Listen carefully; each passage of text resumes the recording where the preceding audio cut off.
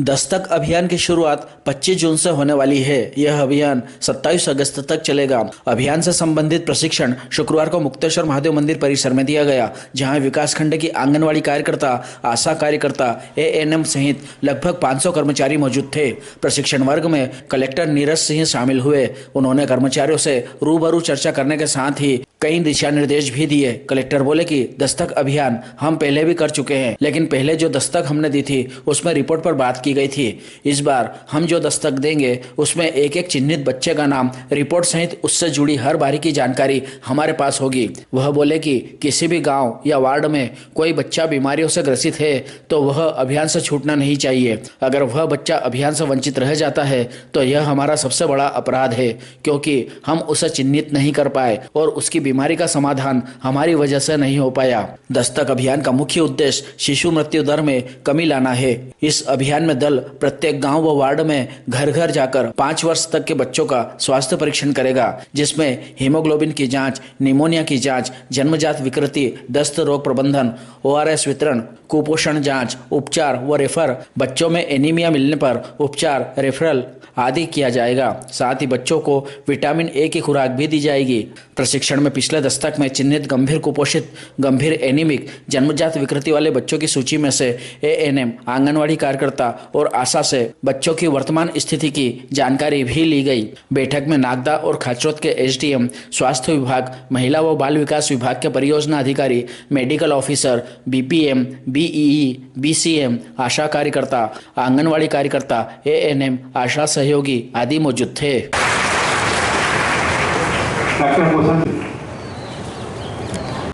मैं CH नागदा में paediatrician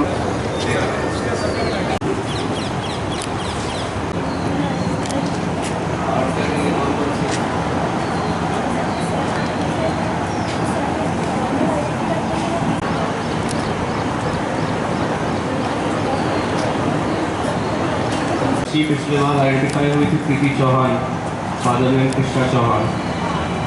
क्या समस्या थी? तो हार्ट में प्रॉब्लम थी। कैसे आइडेंटिफाई किया आप लोगों ने? ये आइडेंटिफाई कैसे हो गई? सर इसका दस्तक अभियान में चेकअप किया था कि वहाँ से हमने नाम बताया था, इसको हार्ट में प्रॉब्लम है। फिर आज RDS की टीम को मुझे इन्फॉर्मेशन। दस्तक अभियान में आपने चेकअप किया,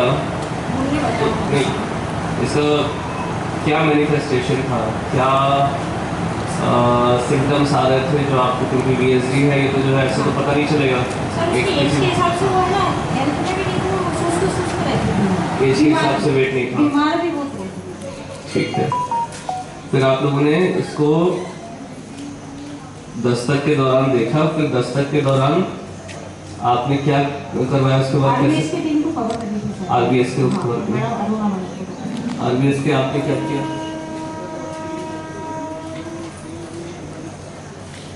RBS की मीटिंग कौन सी? लेकिन इन लोगों ने उन्हें इन्फॉर्म किया, उसके बाद उन्होंने DIC में भेजा जिले में, उसके बाद उस बच्चे को सर पालना अर्जला सिस्टर आइए। सर वो पालना में एक बार आई थी हमारे यहाँ, बाकी वो दहाड़ी रहती थी और बदनावर रहती थी सर, और बाकी पूरा उसका प्रोसीजर बदनावर से ही था। कार्ड वार्ड भी उसने बदनावर ही बनाया था, और मजदूरी के पीछे उसके सास ससुर और उसके हस्बैंड ये चारों बदनावर ही रहते थे। केवल वो सर 16,000 जो श्रमिक पेंशन मिलता है रोजगार, उसके पति का था, तो हमारे यहाँ नाम लिखवाया था पालना में। रहने वाली पालना की थी, पर वो मजदूरी के लिए कब से ही रहने वाली मतलब उसका ससुराल पालना था सर। तो बाकी बदनावर जाते हैं। हाँ सर, वो वहीं रहते थे बदनावरी। पर वो जब गर्भवती हुई तो बदनावर वालों ने बोला कि आप अपने पालना से कार्ड बनवाने जाओ, वहाँ पे साफ करवाओ। तो एक बार आई थी हमारे पास सर, और हमने चेकअप किया, और अभी डिलीवरी भी सर उसकी बदनावर में हुई है।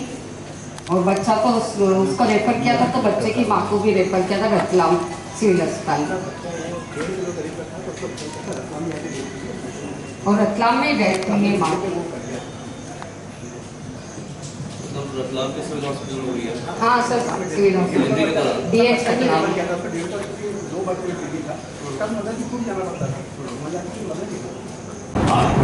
तारीख से स्टार्ट हो रहा है। तो अभी उसका वजन मतलब 5 किलो ही है। जी सर, उसके दिन में 6 है। दिन में से जी सर। ये ऑलरेडी RBS की डाइट RBS में आपने लिया है इनको? अभी नहीं लिया। दिल में छेद कैसे आइडेंटिफाई हुआ? सर वो है ना 4 महीने की हुई तब तक ठीक थी। 4 महीने के बाद वो दूध पीना कम कर दिया उसने, वो रोने लगती थी और उसकी हथेलियाँ नीली पड़ जाती है। तो उनका मेरे पास कॉल आया था कि मैडम ये ऐसा, जब वो उसके मायके में थी तरार, तो मैंने बोला कि एक बार आप डॉक्टर को दिखाओ। तो उन्होंने प्राइवेट डॉक्टर उज्जैन दिखाया था, तो उन्होंने उसकी सारी जाँचें करी और बताया कि इसके दिल में छेद है। जी सर, उसके बाद से उसका इलाज चल रहा है। अभी डॉक्टर ने उनको ऑपरेशन के लिए मना करा था कि जब तक ये 8 या 9 महीने की नहीं होती तब तक इसको ट्रीटमेंट में नहीं, ऑपरेशन नहीं।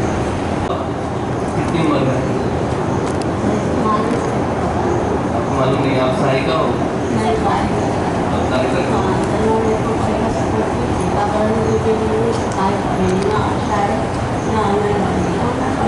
तो कोई सपोर्ट नहीं करता। मैं पता नहीं कुछ के लिए सारे हमारे नेताजी को करके मेरा सपोर्ट करते थे, मैं सबको बुला तो बहुत काफ़ी समय से तो गाँव झगड़ा ही मेरे साथ 25 साल हो गए उसे नहीं सपोर्ट किसी का भी नहीं है।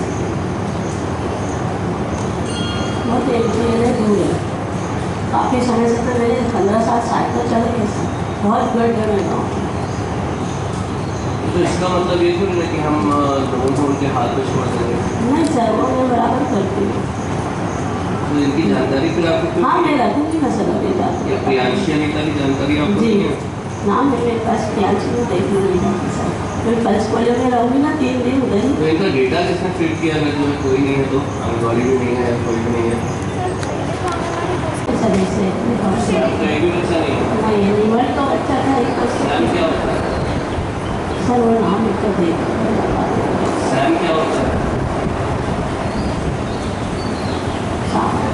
अरे सैम हम किस चीज़ को बोलते हैं? सैम का मतलब क्या है? सैम सैम बोल रहा हूँ, सैम का मतलब क्या है? कम वजन वाला बच्चा। तो कितने कम वजन वाले बच्चे आपके एज है गाँव में? सर एक नहीं है एक ही नहीं है? नहीं।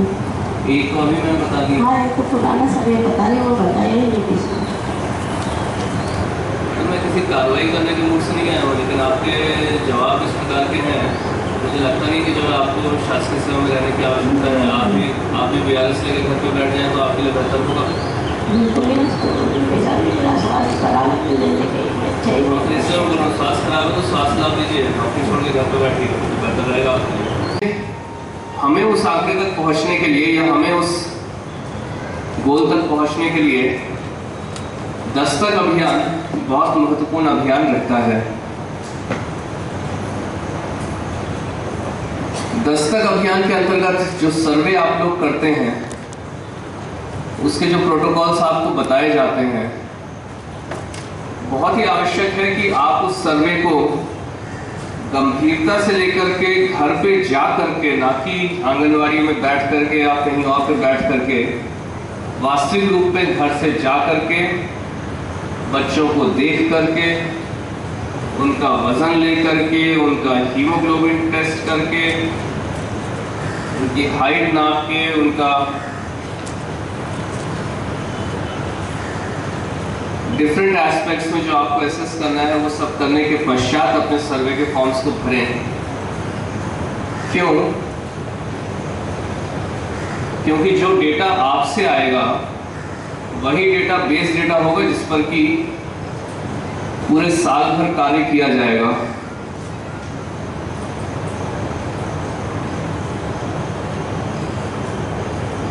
और अभी आप लोगों से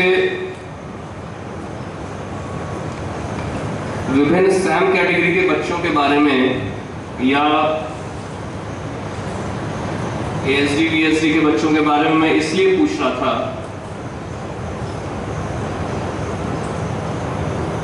क्योंकि जिला स्तर पे जब ये दिखाई पड़ता है तो ये एक आंकड़ा दिखाई पड़ता है कि जिले में 500 बच्चे सीवियर एनीमिया से ग्रसित पाए गए सर्वे के दौरान। हमें 2 लाख लोगों का सर्वे करना था, 2 लाख बच्चों का सर्वे करना था, हमने कर लिया। इतने बच्चे हैं जो कि बर्थ डिफेक्ट से पाए गए, इतने बच्चे हैं जिनका कि वेट कम है, जिनकी हाइट कम है। ये जो आंकड़े होते हैं 500, 700, 800, 1000 के, उस प्रत्येक आंकड़े के पीछे जो बच्चा है, उस बच्चे को एड्रेस करके, उसको ट्रैक करके, उसको ठीक करने का हमारा उद्देश्य है। आंकड़ा स्टेट लेवल से आ रहा है, वो एक एस्टीमेट है। उस एस्टीमेट में 4200 अगर नहीं होंगे, हो सकता है उससे 10% कम हो, उससे 15% कम हो, उससे 20% कम हो, उससे 10% ज़्यादा हो, उससे 15% ज़्यादा हो, उससे 20% ज़्यादा हो। लेकिन ऐसा नहीं हो सकता कि स्टेट ने जो आंकड़ा बताया है उसका चौथाई आंकड़ा हमारे यहाँ पे निकलेगा। अगर चौथाई आंकड़ा निकल रहा है, इसका सीधा सा मतलब है कि सर्वे में बेईमानी की जा रही है, सर्वे सही तरीके से नहीं किया जा रहा है, और सर्वे सही तरीके से ना करने के कारण आप उन बच्चों के भविष्य के साथ खिलवाड़ कर रहे हैं, जिसके दोषी ही आप रहेंगे और जिसका ईश्वर जो दंड देगा, हो सकता है शासकीय रूप से आपको दंड मिले ना मिले, लेकिन ईश्वर जो दंड देगा वो आपको ही मिलेगा।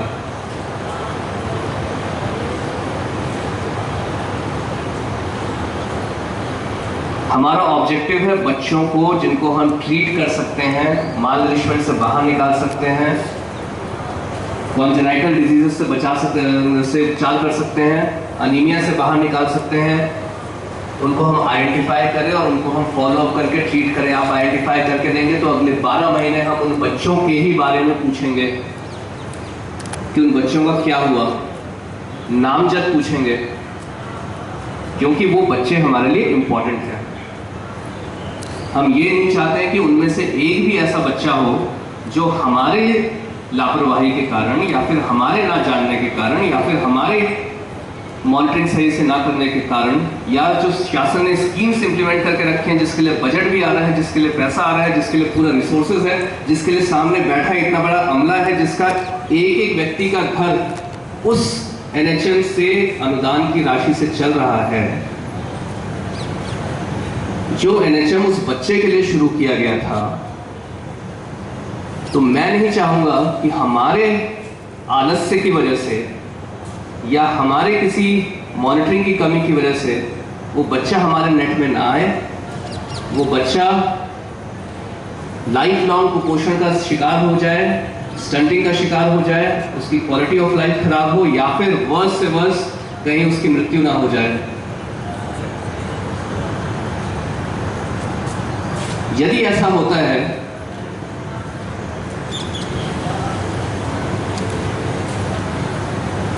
तो ये मानना चाहिए कि जो रिस्पॉन्सिबिलिटीज हमें एंट्रस्ट की गई हैं उसको हम सही से फुलफिल नहीं कर रहे हैं।